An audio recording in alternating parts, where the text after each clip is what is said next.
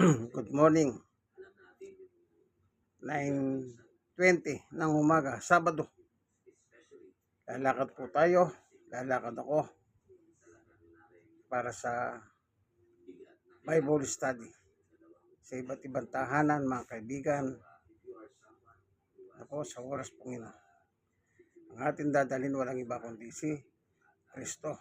Yan ang Christ alone. Wala tayong ibang dinadala sa ating pangangaral, kundi ang ating Panginoong Yesus lamang. Kasi pag nagturo ka ng iba, o nagturo ka ng ibang aral pa, naloko na. Kaya dapat isa lang, si Jesus at ang kanyang aral ang dadalhin natin sa mga tao. Panginoon Diyos, aming Ama na makapangyarihan sa lahat. Minsan pa, samahan mo po kami.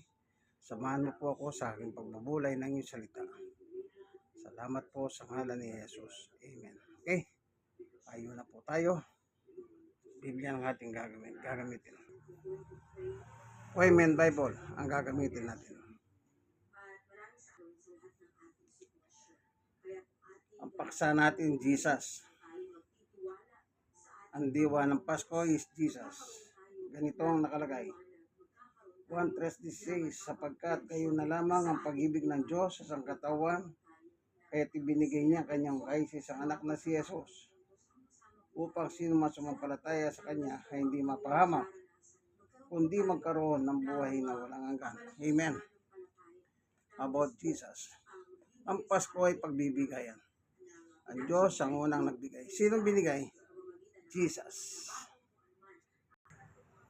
Kaya po ibinigay si Jesus. Dahil meron po tayong kasalanan. No, dahil meron tayong kasalanan. Kung wala tayong kasalanan, wala po sanang Jesus. Ibinigay. Tandaan niyo po yan. Meron tayong kasalanan. Sabi ni Apostol Pablo, ganito po ang nakasulat. Chapter 5, verse 12 ng Roma. Ang kasalanan ay pumasok sa sanlibutan sa pamamagitan ng tao, ng isang tao, at ang kamatayan ay pumasok sa pamamagitan ng kasalanan. Kung wala pong kasalanan, walang kamatayan, kaibigan. Kaya nga po pinadala si Jesus para siyang tutubos ng ating kasalanan. Kaibigan, mahal tayo ni Jesus. Mahal tayo ng Diyos. Merry Christmas po. So, walking muna tayo, no? Habang naglalakad tayo, magbabasa tayo ng Biblia. Ang walking naman ay exercise. Kahit anong oras mo gawin ng walking, exercise pa rin yan. Okay. Paranin natin ang kabayo. Ang kutsero. Dito po sa lugar namin, Tondo, may kabayo, may kutsero. Yan, mag-walking po tayo. Pupunta sa mga bahay-bahay na naging pupuntahan. So, kung wala pong kasalanan, kung wala tayong kasalanan, walang regalo ang Diyos sa atin. Dahil may kasalanan tayo, niregaluhan tayo ng Diyos. At ang regalo ng Diyos ay walang iba, kundi si Jesus. Maliwanag po sa talata na po sa sinasabi niya sa 1:3:16,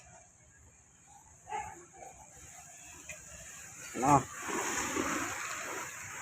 na ibinigay ng Diyos ang kanyang anak dahil sa pagmamahal niya sa atin. Kung hindi po tayo mahal ng Diyos, wala na, malilintikan tayo. Sa impyerno tayo dadamputin. Okay, basahin pa natin. Ulitin natin. Yung 1:16, ito nga tinatawag nilang puso ng Biblia. Anong sabi? Sapagkat gayon na lamang ang pag-ibig ng Diyos sa sangkatauhan, tayo yun. Kaya't ibinigay niya.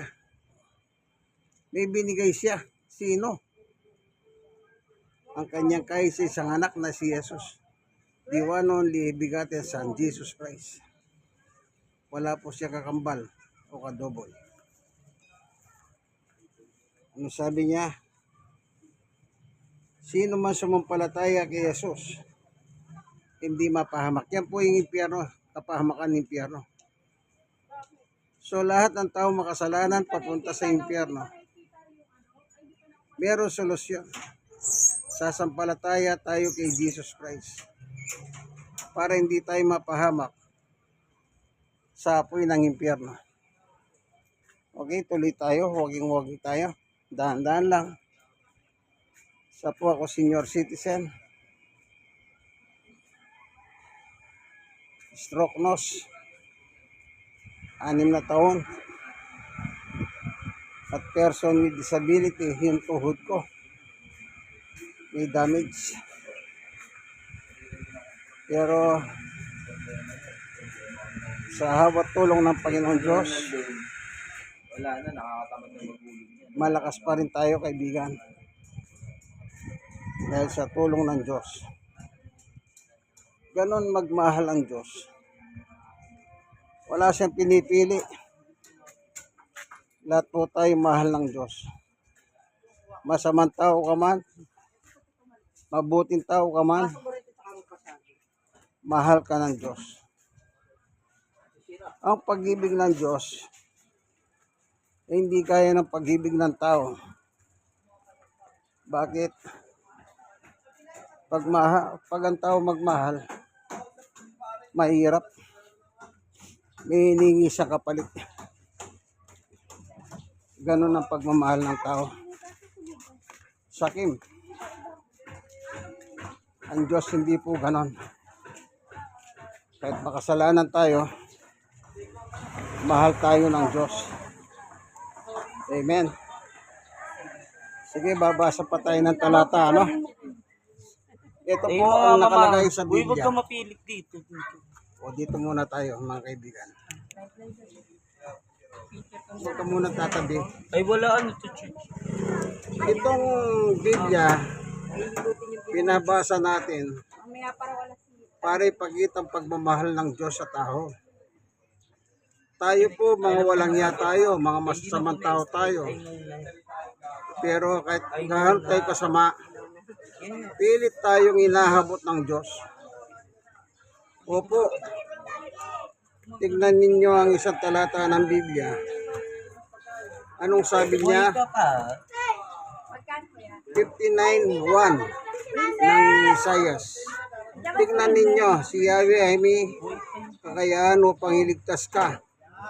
Siya hindi bingi upang hindi marinig ang iyong hinaing. Sino magliligtas sa atin? Ang Diyos. Tawag pa ako nito. Yan. Kaya nga binigay si Jesus upang ang purpose niya, niligtas tayo ni Jesus. Amen.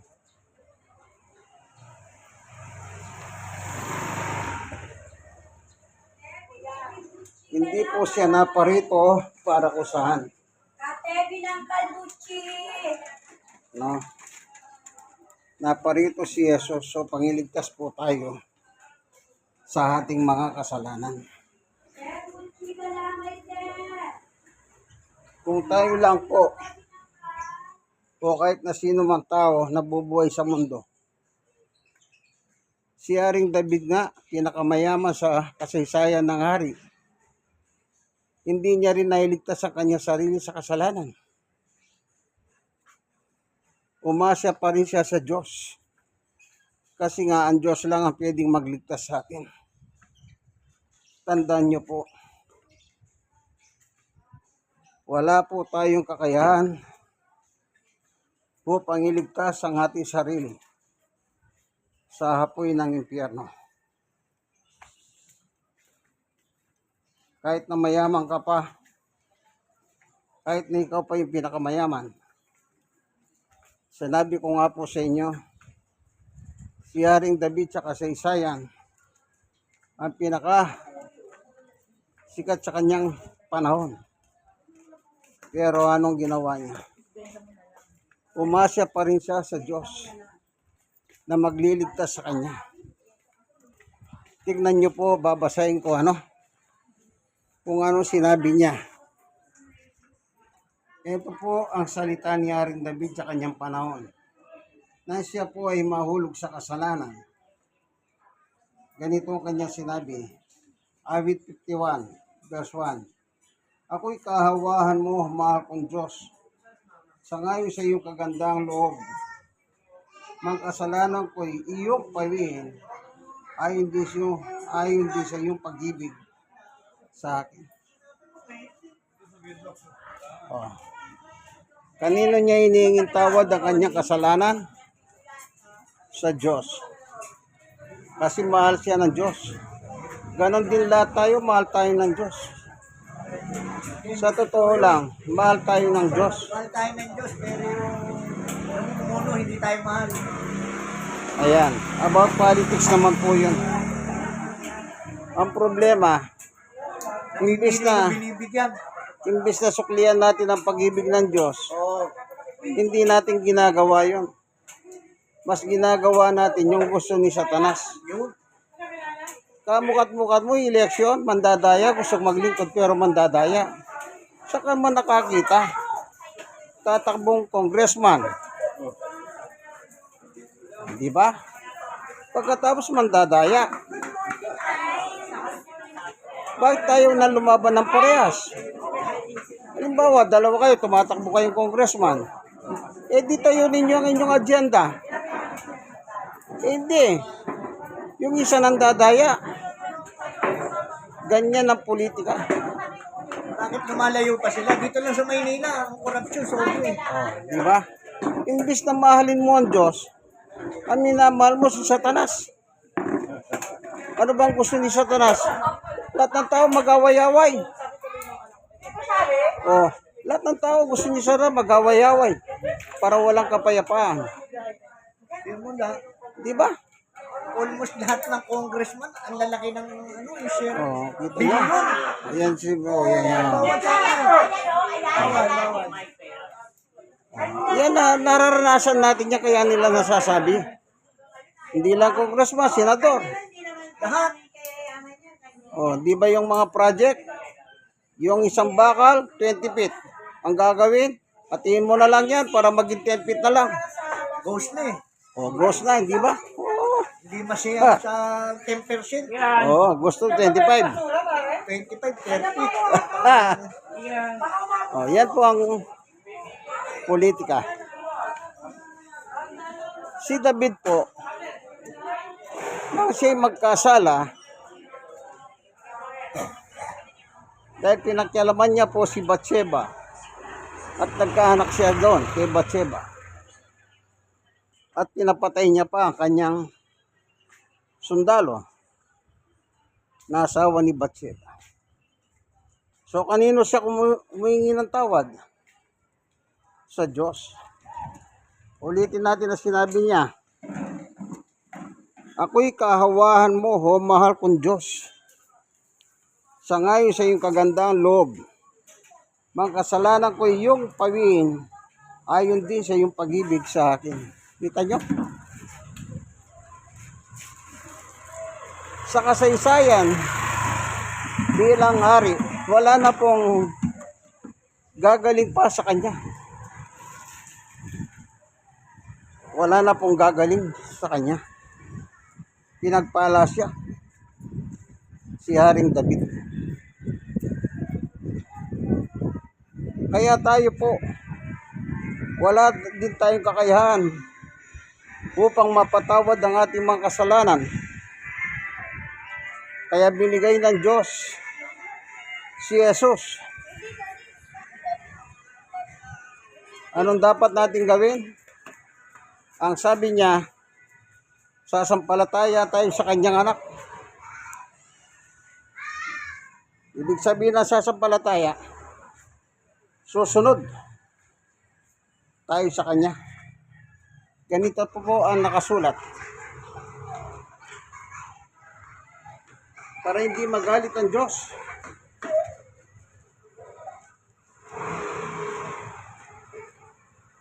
Ganito nakasulat. 1:36. Ang sumasampalataya kay Jesus ay may buhay na walang hanggan. Ngunit ang hindi sumusunod kay Jesus ay di magkakaroon ng buhay. Sa halip manatili sa Kanya ang puhot ng Diyos. So, ang sinasabing sasampalataya doon sa 1:16, yung may kalagip na pagsunod kay Jesus.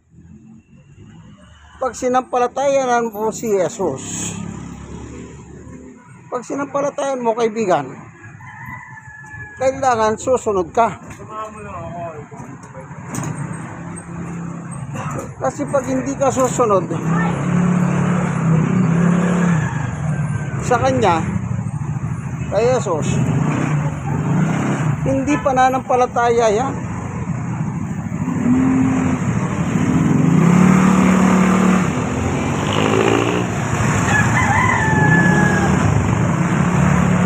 Kaya sabi niya, kapag sasampalataya ka kay Jesus,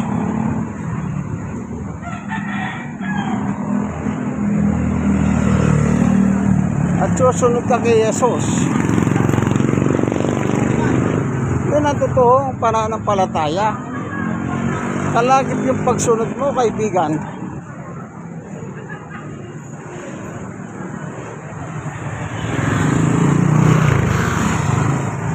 Hindi po pwede yung manampalataya ka lamang.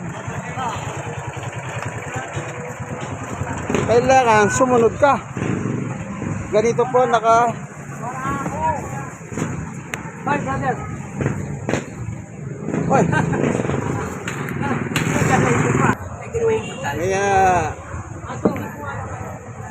Kaya po tayo pinadala si Jesus. Ang layunin upang iligtas po tayo ng Diyos. Kasi wala po tayong magagawa kung paano natin ililigtas ang ating sarili. Tandaan nyo po yan. Hindi po natin kayang iligtas ang ating sarili. Ngayon, ano lang ang susi? Sumampalataya at sumunod. Tingnan nyo po yung isang talata sinabi pa ng Panginoong Jesucristo. Dito po sa Mateo. Anong sinasabi ng Panginoong Jesucristo? Siya po ay nagutos. Ang sabi niya sa Mateo 28:20, turuan ninyo silang sumunod sa lahat ng inihutos ko sa inyo. Anong utos ng Panginoong Yesus? Sundin ang kanyang utos. Meron bang iba na binanggit si Jesus liban doon? Wala. Kapag susunod po tayo kay Jesus, anong sabi ni Jesus? Ito yung pangako. Tandaan ninyo, ako'y laging kasama ninyo hanggang sa katapusan ng panahon. Isipin nyo, sasamahan ka ng Panginoong Yesus hanggang sa katapusan ng panahon, kaibigan. May katapusan ng panahon. Paano na lang kung dumating yung katapusan ng panahon? Hindi mo pa isinuko ang buhay mo kay Jesus. Anong dapat mong gawin, kaibigan? Alam nyo, dalawa lang po yan. Pag hindi ka sasamahan ni Jesus, merong sasama sa iyo. Ang diablo. Sinong gusto nyo sumama sa inyo? Si Jesus o ang diablo? Nasa inyo po yan. Binigyan tayo ng kaisipan ng Diyos. Talino. Di gamitin natin sa talino. Lagi ko sinasabi, kung di pa nyo sinusuko ang buhay ninyo kay Jesus, isuko na po ninyo, kaibigan. Suko niya po ang buhay nyo kay Jesus. Kasi sa buhay natin dito sa ibabaw ng lupang ito, wala naman po talaga tayong magagawa. Mismo ang Panginoong Yesukristo, kapag hindi nyo sinuko ang buhay ninyo sa Kanya, siya mismo nagsabi. Anong sabi niya? 1:15, sapagkat wala kayong magagawa kung kayo'y iwalay sa akin. Kita nyo po ang sabi ng mismo ng Panginoong Yesus. Wala tayong magagawa, kaibigan. So anong dapat nating gawin? E di sumampalataya tayo sa Kanya, sumunod. Mahirap po ba yung sumunod kay Jesus? E bakit sa mga ibang bagay, napakadali nating sumunod dahil merong kapalit na pera. Kahit masama, susunod tayo kasi may pera. Kay Jesus walang pera, kaya ayaw nyo sumunod. Pero ano naman ang ibibigay ni Jesus? Hintayin. Buhay na walang hanggan. O anong sabi niya? Sa 1:11, ganito nakasulat. Beijing ko, sinabi sa kanya ni Jesus, ako ang muling pagkabuhay at ang buhay. Ang sino man sumasampalataya sa akin, kahit mamatay, ay muling mabubuhay. Anong sabi niya? Sino mang sumasampalataya sa akin. Siya mismo nagsabi, hindi ako, binasa ko lang po ang kanyang epistola. Ay muling mabubuhay. Hindi nyo ba gusto yung pangako niyan? Anong gusto nyo pangako? Pera? Puro pera? Wag. Wala po tayong mapapala sa ganyang bagay. Ito po ang inyong kaibigan kay Jesus, Brother Manny Bautista. Naglilingkod sa inyo, nagbabahagi sa inyo ng salita ng Panginoon ayon sa Poimen, ang Biblia ng mga pastor. Isa po ako senior citizen, 64 na po ako, stroke nose pa ako, 6 na taon, at PWD, 6 na taon. Pero sa hawat tulong at biyaya ng Panginoon Diyos, malakas pa rin. God bless us all po. Dito po tayo sa Tondo. Habang naglalakad, nagsishare po tayo patungkol sa salita ng Diyos. God bless us all. Sana po meron kayong napulot, meron kayong natutunan. Like and share. Bye-bye.